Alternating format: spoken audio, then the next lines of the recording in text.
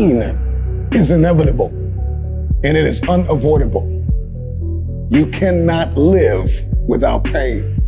But how you navigate that pain will determine how you propel into your purpose, how you advance in the marketplace, and everything else you've been called to do. Pain or damage don't end the world, or despair, or beatings. The world ends when you're dead.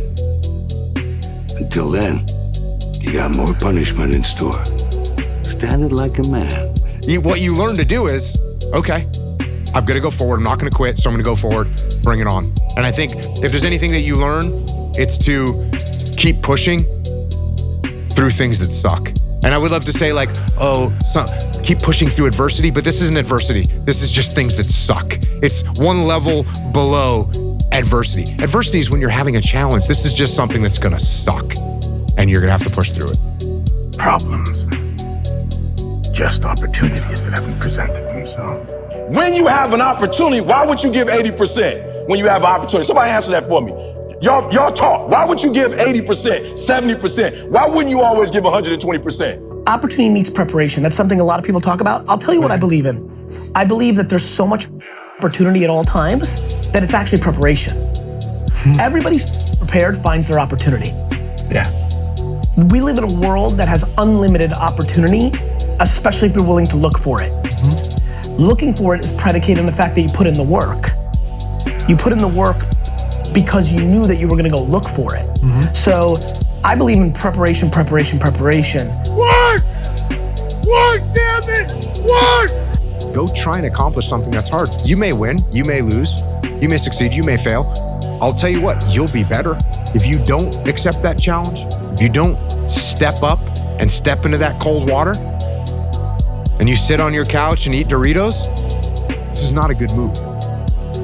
Don't do that. Don't do that. Just get up, move towards that challenge, whatever that challenge is. Move towards that challenge and go attack it. When we're lifting these weights and we're trying to accomplish a goal, it hurts, it's painful, it's daunting, it's cumbersome. I don't want to do it. I'm sweating, I'm bleeding, I'm crying, I'm suffering. But after I've suffered, there is a reward. I'm just wondering if there's anybody that want to stop complaining about it and is going to use it to your advantage. People convince themselves before they start that the world is unjust or they can't or things are f***ed up. They complain, they dwell, they say no before they say yes. And of course, look, if you say no, it's already over. Like literally if you wake up and say, it's not gonna happen for me, it's already over. You might as well not try. So if you're in the woods and you don't know where to go, start walking. You gotta start walking because the perspective's not gonna change. You have to start moving forward. You have to start taking steps in order to improve your vision, improve your perspective, change your perspective, make some kind of progress. And worst case scenario, you figure out that you walked the wrong direction. Okay, now you can go walk in the other direction.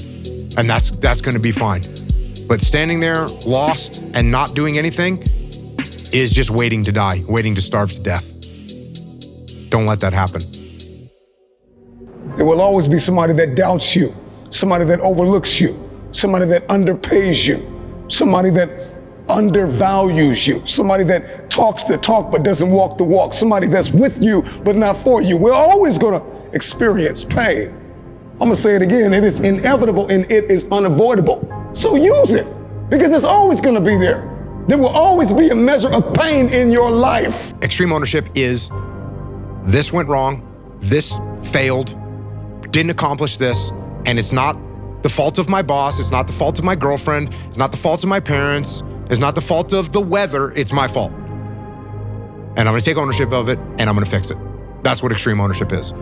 And this is a very difficult thing to do because it hurts.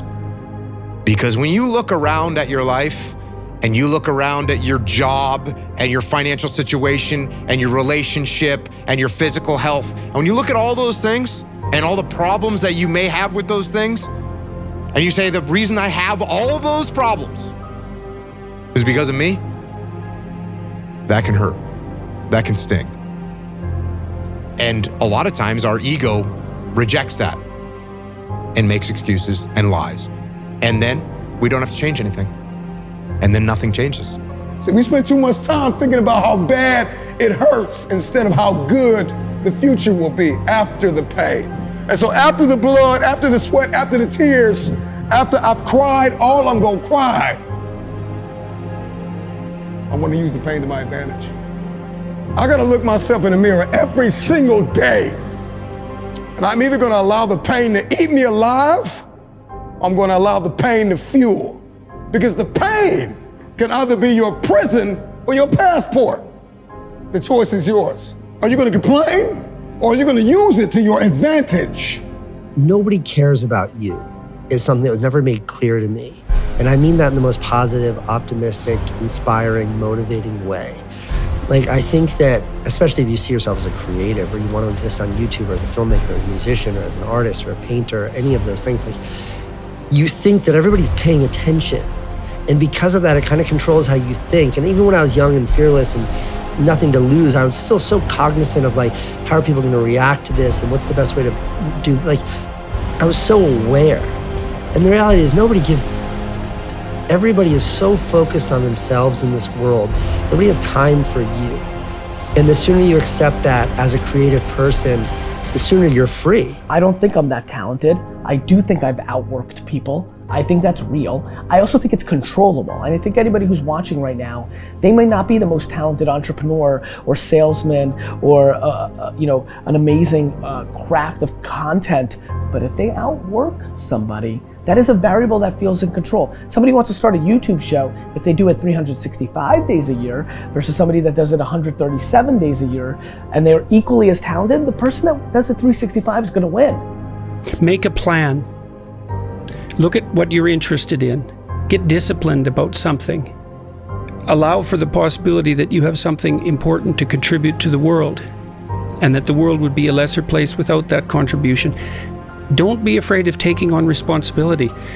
It's where you find what sustains you in your life. You can take on too much responsibility. You have to be cautious in that regard, but that's a less common problem than not taking on enough. A lot of the things that people regard as traps are actually the means to their life. I'm not complaining because life got heavier. I'm celebrating because I'm getting stronger. Let's go! Use the pain!